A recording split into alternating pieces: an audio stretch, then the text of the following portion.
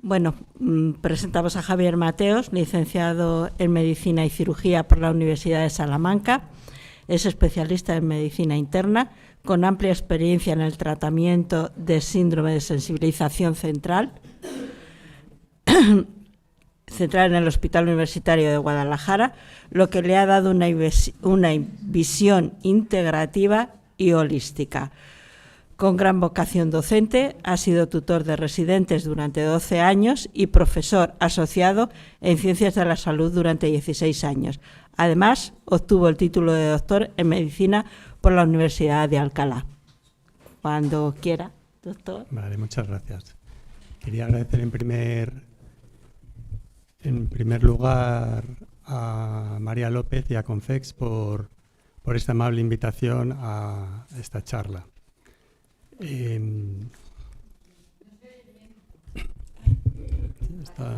A ver ahora, ¿sí? ¿No? Sí. Así quizás un poco. Pues muchas gracias. Anticipo que solo tengo 9 diapositivas, o sea que para las horas que son, creo que se puede agradecer. Bueno, la charla es tóxicos y dolor. Pues he dicho, ¿qué resulta tóxico para tu dolor? Entonces, en general, ¿cómo resolvemos nuestro dolor? Pues lo resolvemos pues con pastillas, medicamentos, cápsulas, parches, a veces inyecciones, y si no es suficiente a veces también pues con fisioterapia, y si no, pues también hacemos un poquito de ejercicio porque nos viene bien. También las técnicas mente-cuerpo nos ayudan, el yoga, el tai chi. Pues, ¿será que tengo poquita voz? A ver. Un momentito. ¿Sí?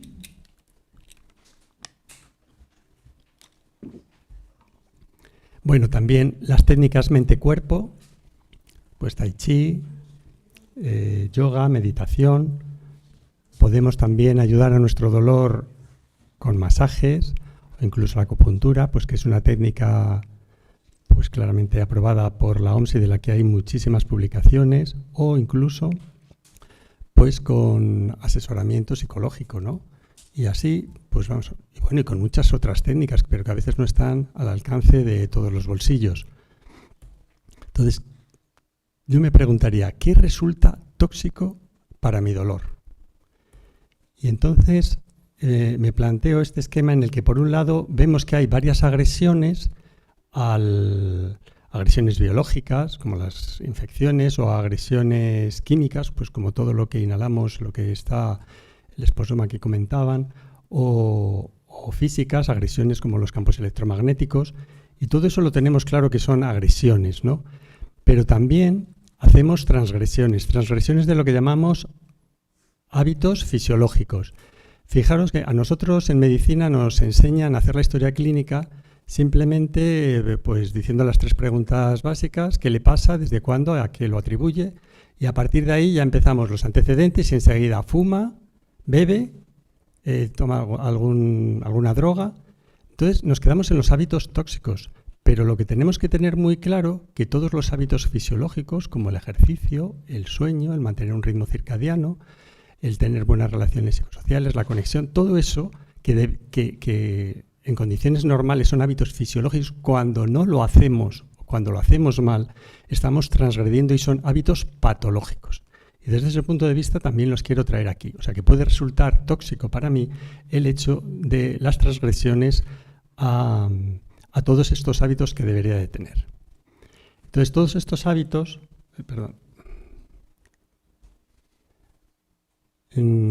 pues los tenemos aquí, estas agresiones o este estrés por estos hábitos fisiológicos inadecuados, el estrés, las agresiones físico-químicas y las agresiones biológicas van de alguna manera influyendo en nuestro organismo, van como rebosando, cargando, ¿no? Hasta rebosar pues nuestro organismo, lo que llamamos carga corporal total, y llega un momento en que desborda. Y desborda lo que Y claro, depende de la genética de cada uno, porque cada uno puede tener una susceptibilidad bioquímica diferente. Y a fin de cuentas, pues esto es lo que de alguna manera nos pasa y nos pasa repetidamente. ¿Cuál es la parte del organismo, el sistema que se entera de todo esto mejor? Pues sin duda ninguna el sistema nervioso autónomo. Es el que mejor se entera de todo. ¿Qué es lo que está pasando? Otra cosa es que no nos enteremos nosotros conscientemente, pero el organismo se entera. Y tenemos herramientas para ayudarnos a entender esto, ¿no? Pues como todas estas cintas que se ponen los deportistas, ¿no?, en el pecho, los ciclistas lo vemos en todos los tipos de deportes, porque nos dan una información muy valiosa de cómo está funcionando el sistema nervioso autónomo. Y en función de eso podemos aplicar pues medidas para mejorar, pues como lo que decía el doctor Mera, el nervio vago, medidas para mejorar la capacidad antiinflamatoria del cuerpo y recuperar este equilibrio del sistema nervioso autónomo. Pues bien, ¿qué es lo que pasa en nuestra vida? En nuestra vida nos pasa que se van acumulando toda esta serie de factores y en un momento dado, pues nuestro organismo no puede más y da algún síntoma. Y da, por ejemplo, pues cefaleas o pitidos en los oídos o ansiedad o trastornos del sueño. Entonces solemos ir a un especialista, al neurólogo, nos hace un diagnóstico, correcto, tienes una cefalea o tienes un pitido de oídos, pero a veces no se encuentra algo en concreto. Se pone un tratamiento y ahí queda. Y al cabo de un tiempo, pues los factores siguen actuando sobre el cuerpo y de pronto pues empezamos a tener síntomas de dispepsia, de síndrome de intestino irritable, de intolerancias a alimentos. Acudimos a otro especialista diferente, que es en este caso el de digestivo. Nos ve, no encuentra ningún hallazgo objetivo y entonces pues dice, pues te ponemos un tratamiento para estos síntomas que estás teniendo. Y ahí quedamos y va pasando el tiempo y de pronto pues aparecen otros tipos de síntomas como pueden ser artralgias o dolor o mialgias. Acudimos a un nuevo especialista que en principio en este caso sería un reumatólogo y así vamos progresivamente acumulando a lo largo del tiempo, en muchos casos, síntomas de cosas que parece que no tienen que ver unas con otras, que no están ligadas, que nuestro sistema nervioso autónomo no las conecta. Los que no las conectamos son nuestras cabezas, pero el sistema nervioso autónomo las tiene perfectamente conectadas. Y como tenemos este sistema sanitario que nos ha venido muy bien de las especializaciones por abarcar y profundizar en cada una de las áreas del conocimiento de la medicina, pero dificulta que aquellas cuestiones que tienen una visión claramente integradora entre todos los órganos y sistemas del cuerpo, pues dificulta el poderse ver desde una parcela aislada, ¿no? Y podemos seguir teniendo problemas y añadimos, algunos tendrán problemas de tiroides, otros problemas de las suprarrenales, del cortisol, otros del hígado, que no toleran bien determinados fármacos, otros pues problemas generales que no tienen un especialista en concreto, como la fatiga crónica o a veces síndrome seco de mucosas o... En definitiva, que en la medida que va habiendo una sobrecarga de nuestro cuerpo con todas estas agresiones biológicas, fisicoquímicas y de no hacer los hábitos fisiológicos adecuados, pues nos va llevando a tener una serie de trastornos funcionales. Y decimos funcionales porque no encontramos un pólipo, una masa, algo que justifique realmente todo esto que nos pasa a veces. No tenemos a veces los marcadores que utilizamos, los biomarcadores, muchas veces tampoco son representativos. Sí que están en investigación, pero no están muchas veces aplicados a la clínica. Con lo cual nos vamos quedando ahí en un punto de trastornos que son realmente trastornos disfuncionales, ¿no? De que algo no funciona bien, de que el sistema nervioso autónomo está sobrecargado y no da abasto. Y esto, en definitiva, lo único que quiere decir es eso: disfunción del sistema nervioso autónomo, disfunción inmune y una disfunción mitocondrial, que de todo esto pues se ha ido hablando también esta mañana, ¿no? Entonces, esto no quiere decir que un trastorno funcional equivalga a trastorno mental, sino lo que quiere decir es que algo no funciona bien, aunque hay síntomas psicológicos. Entonces, me gustaría pues comentar brevemente también cómo es entonces esta ruta, este recorrido que nosotros podemos reconocer perfectamente, yo que sé, en el tabaco que tenemos un factor de riesgo, ¿no? Pues tenemos un factor de riesgo que si se mantiene en el tiempo y no se corrige, pues nos da una enfermedad. Pues, ¿cuál es esta ruta en el caso del estrés crónico? ¿Qué pasa si tenemos agresiones de distinto tipo a nuestro cuerpo? Agresiones físicas, biológicas, psicoemocionales, ¿Qué es lo que va pasando? ¿Cuál es la ruta que recorre el cuerpo, ¿no? Y así cómo se desarrollan todo este tipo de enfermedades inflamatorias crónicas o que tienen un componente inflamatorio crónico. Pues ante todo este tipo de estresores, pues se activan lo primero los ejes de estrés. Y los ejes de estrés son básicamente de dos tipos. Uno nervioso, que es el sistema nervioso autónomo, el sistema nervioso simpático que nos produce la noradrenalina, y otro, un sistema hormonal. El nervioso es inmediato, es el que hace que un animal escape de su acosador en instantes, en milésimas de segundo. Pero para mantener ese grado de activación y poder mantener la alerta durante más tiempo se necesita activar un eje hormonal, que es el eje, pues los ejes hormonales desde el hipotálamo hipófisis a la glándula suprarrenal o a otros ejes, el tiroideo, el gonadal, etc. Pues cuando el estrés se mantiene en el tiempo, lo que se va produciendo es una desincronización. Esto que son ejes dejan de funcionar como ejes, se van desalineando, se van desequilibrando. Y por otro lado, se produce una cuestión que es sumamente importante. Siempre que haya estrés, lo que va a haber, pensemos en el mismo dolor, es un estrés. Siempre que haya estrés, hay una apertura de barreras. ¿Y a qué llamamos barreras? Pues llamamos barreras a las cosas que nos protegen de otras partes del exterior. Y en el caso de nuestro cuerpo, pues está por un lado la piel, que la reconocemos todos, pero la piel tiene menos de 2 metros cuadrados y es multicapa, o sea, son muchas capas de piel las que tenemos. Por otro lado está, por ejemplo, el pulmón, pero el pulmón ya tiene una peculiaridad, que ya no son muchas capas de células las que conforman la piel, sino que es una única capa de células, una monocapa.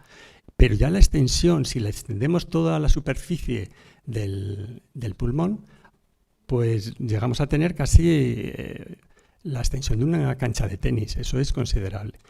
Y por último tenemos el intestino, ¿no? El intestino, que también es una monocapa, que quiere decir que entre célula epitelial y célula epitelial no hay más. Es su unión y no hay más. Y ya estamos, o sea, todo alimento que venga, pues va a poder, o toda sustancia que esté en la luz intestinal va a poder pasar al interior del cuerpo, ¿no? Y no es nada despreciable, la Enciclopedia Británica indica que tiene una extensión hasta de 4.500 metros cuadrados cuando se estira todo. O sea, es la extensión de un campo de fútbol. O sea, eso lo tenemos dentro. Entonces, ¿qué es lo que pasa? Cuando estamos diciendo que hay una apertura de barreras, quiere decir que esta unión que hay entre célula y célula se rompe. Esas uniones, esos enganches se rompen. Con lo cual, ya las cosas no pasan directamente a través de la célula epitelial, sino que entre célula y célula, al haberse roto esas uniones, es capaz también de pasar sustancias. ¿Qué sustancias? Pues los microorganismos que hay, alimentos, toxinas, todo lo que está en la luz intestinal puede pasar al interior, pero puede pasar sin filtro, como Pedro por su casa. ¿Y eso qué supone? Pues supone que va a interactuar con lo que hay ahí justo debajo. ¿Y qué hay ahí justo debajo? El 80% de las células del sistema inmunológico. No están en el bazo, no están en el hígado, no están en la médula ósea. El 80% de las células del sistema inmunológico están ahí. ¿Por qué? Para defendernos, porque es la principal fuente de entrada de agresiones a nuestro organismo y con una superficie tremenda. Por eso al final estamos hablando de un sistema, un ejército fabuloso que es el sistema nervioso, que tiene 10.000 millones de células, pero también estamos hablando de otro sistema fabuloso que es el sistema inmunológico, que tiene 10.000 millones de células. Entonces, ¿qué pasa cuando hay un conflicto? Pues lo vamos a ver ahora. O sea, lo siguiente, cuando empieza a haber sustancias que pasan al interior, pues pasan a la sangre. Y eso es lo que da, lo llamamos endotoxemia. O sea, simplemente pues pasan todas estas sustancias al interior. Y eso activa muchísimo, no solo las células del sistema inmune, sino que las propias sustancias, lipopolisacáridos, bueno, muchas sustancias toxinas, pasan al interior y producen una inflamación crónica de bajo grado. Ese sistema inmunológico que está preparado para defendernos de bichos evolutivamente, ahora encuentra que hay cosas que le agreden pero que no las reconoce como bichos. Y entonces, como lo que mejor sabe hacer es activarse, pues dice, ante la mala, algo hago, me activo. Y esa es la inflamación de bajo grado. Una inflamación que no es una inflamación, pues como la inflamación que se nos genera cuando damos un golpe, nos clavamos un objeto y que se nos pone pues una gran inflamación visible, ¿no? Pues aquí se produce la misma inflamación, pero de bajo grado, de forma que nosotros no nos estamos enterando, pero está ahí. Y entonces este ejército del sistema inmunológico sigue permanentemente sintiéndose atacado. Y como se sigue atacado, pues lo que va a hacer es reclutar la energía. Y como es muy listo, va a intentar bypassear todos los mecanismos que tiene el cerebro para proveerse de energía. Va a atacar a las principales hormonas que gestionan la energía. Va a atacar pues, a la insulina de forma que no la aproveche tanto en otros órganos y que se la aproveche él. Por eso hay la resistencia a la insulina y por eso tantas personas tienen problemas pues, con la insulina. O la tiroxina, que es otra molécula, otra hormona del cuerpo que genera gran cantidad de energía, pues va a hacer exactamente lo mismo. Va a hacer resistencia a la tiroxina, el tiroides, el hipotiroidismo, muchos de estos casos pues, tienen que ver con esto, y también el cortisol. Primero es resistencia, pero también llega un momento en que la pugna del cuerpo por superar todo esto lleva a la deficiencia de cortisol, igual que a la deficiencia de insulina, de tiroxina, de leptina, de catecolaminas, de vitamina C. ¿Quién no tiene hoy baja la vitamina D en su cuerpo? Pero no solamente hace eso, sino que el sistema inmunológico quiere seguir teniendo energía y entonces busca más mecanismos, como el cambio de andrógenos a estrógenos o la regulación neural de la inmunidad, en la que manipula la serotonina y la dopamina para su propio beneficio. Y entonces por eso también hay tantos problemas de ánimo y problemas cognitivos, disminución de cannabinoides y de acetilcolina y lo mismo. Esta es una pelea fantástica entre dos colosos que a ver quién puede más, ¿no? Al final, resumiendo, hay estas partes fundamentales: la activación de los ejes de estrés, por otro lado, la apertura de barreras y a partir de ahí la endotoxemia con inflamación crónica de bajo grado. Y esto es lo que está ahí y que no conseguimos parar. Si al final va a tener razón Hipócrates, que decía que toda enfermedad comienza en el intestino. Pero esto ya lo dijo hace 2600 años. Entonces, en definitiva, tenemos muchas situaciones estresantes, agresiones biológicas, fisicoquímicas o estos hábitos fisiológicos que nosotros no hacemos adecuadamente y a lo que nos lleva es a una inflamación de bajo grado, y esta inflamación nos lleva al dolor. Y cuanto más dolor, más inflamación, y cuanto más inflamación, más dolor. Y de aquí nos cuesta salir. Entonces, ¿qué podríamos hacer? Pues es cambiar un poco el foco y no pensar tanto en el foco del dolor y tratarlo como un síntoma, sino tratarlo desde los mecanismos que subyacen y desde los factores que son importantes. Entonces, ya se han dicho ya muchas cosas y también por la hora pues vamos a intentar abreviar, pero ¿qué podemos hacer con respecto al ritmo circadiano? Pues podemos hacer bastantes cosas, pero es que es fundamental. Cuando empezaron a surgir las primeras células hace 4.500 años, 4.500 millones de años, pues las células se tuvieron que adaptar a lo que había y se tuvieron que adaptar a sus condiciones alrededor, pero también a lo que había todos los días. Y todos los días había luz y oscuridad, luz, oscuridad, luz, oscuridad. Con lo cual, conforme todas esas células se han convertido en organismos superiores, se han visto que toda su fisiología gira en torno a luz-oscuridad.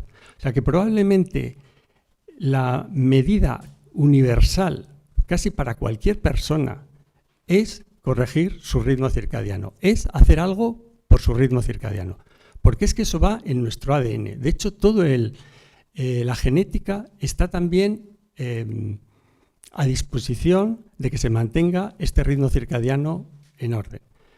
Y muchas cosas ya se han dicho, ¿no?, de lo que podemos hacer por nuestro ritmo circadiano, pero fundamentalmente es que por la mañana estemos puestos a la luz, pero incluso que nos dé la luz directa, o sea, en la cara. Está muy bien que nos dé la luz para que tengamos un poquito de exposición al sol y que nos dé la vitamina D, pero sobre todo es que tengamos exposición a luz brillante, a luz completa, desde la cara, si podemos tener al sol bien, pero si no, buscar, incluso ahora en este tiempo que ya hemos pasado el verano y ya no tenemos esta disponibilidad de luz, pues utilizar lámparas de luminoterapia que son como una tablet, pero que emiten luz y pueden emitir luz, y lo que sería recomendable es que al menos fuesen luz de 10.000 lumens y que estuviesen a una distancia pues lo más cerca posible, para que eso impacte en nuestro organismo a través del núcleo supraquiasmático. Digamos que eso marca los ritmos del cuerpo, los pone en orden y da energía.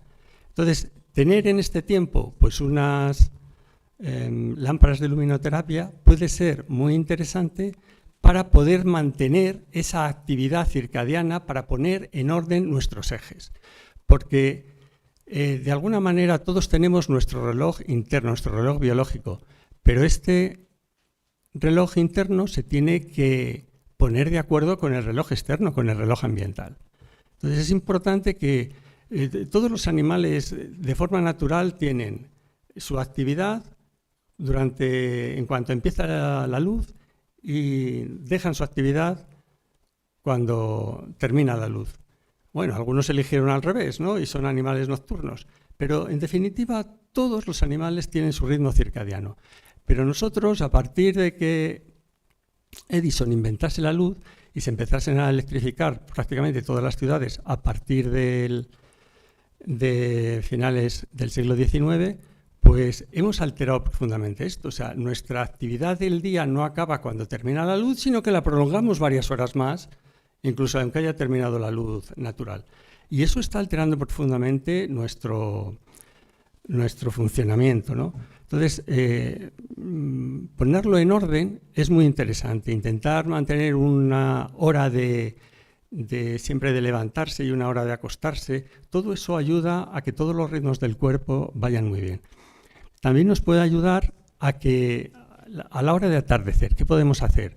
Pues lo que se suele decir, el 3-2-1. O sea, que 3 horas antes de acostarnos, supongamos que es las 11 de la noche cuando nos acostemos, pues que 3 horas antes ya no comamos. No comamos porque, claro, si yo como nada más y me acuesto al poco tiempo, mi actividad durante la noche tiene que ser de reposo y le estoy metiendo una actividad de digestión que no es propia de la noche, ¿no?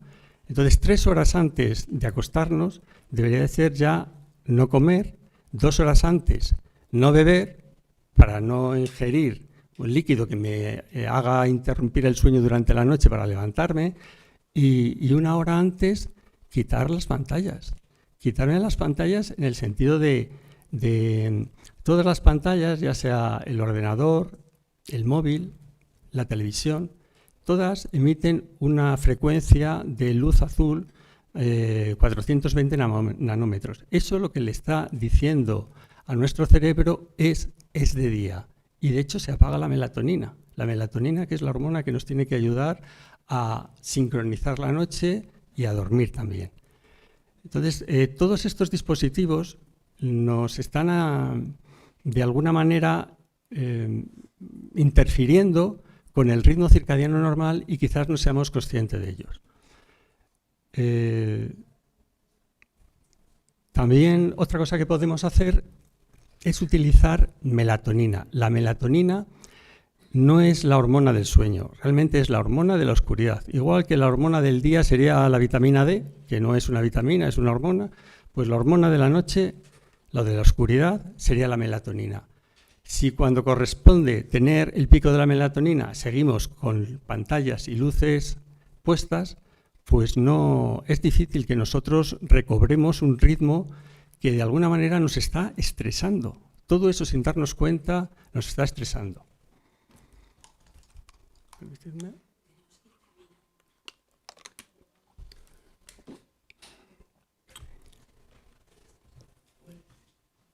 Daos cuenta, si a las 11 de la noche estoy trabajando en algo y sigo muy interesado en ello, puede que me prolongue hasta las 12, la 1, las 2, pues sería mucho más interesante cortar a tiempo y madrugar. ¿Por qué? Pues porque el ritmo circadiano normal es que mi cortisol, que me lo he gastado durante el día, a partir de las 10 de la noche se empieza a recuperar. Si a partir de esa noche se empieza a recuperar, pero yo lo estoy gastando ya activamente porque me quiero quedar hasta las 2, resulta que no solo tengo 3 horas que no estoy recuperando energía porque sigo activo, alerta, sino que además estoy pagando cortisol a precio de crédito, o sea, me está saliendo bastante caro. Entonces, todo este tipo de cosas nos pueden influir porque al final nuestro cuerpo no está con la suficiente reparación y estamos estresándolo pues probablemente sin darnos cuenta, ¿no? El sueño, pues después de esta charla anterior del doctor Jorros no sé qué más aportar, pero es lo mismo, ¿no? Que debemos tener una rutina del sueño, una higiene del sueño que nos permita, incluso con un protocolo previo, una rutina que nos vaya poco a poco ayudando a desactivarnos de la carga del día para que no llegamos a esa carga de actividad a la noche. Lo mismo podríamos decir de la alimentación, todo lo que hagamos en favor de nuestra alimentación, por una alimentación saludable, que no tenga alimentos procesados, ricos en azúcares, porque eso estresa, las glándulas suprarrenales producen cortisol.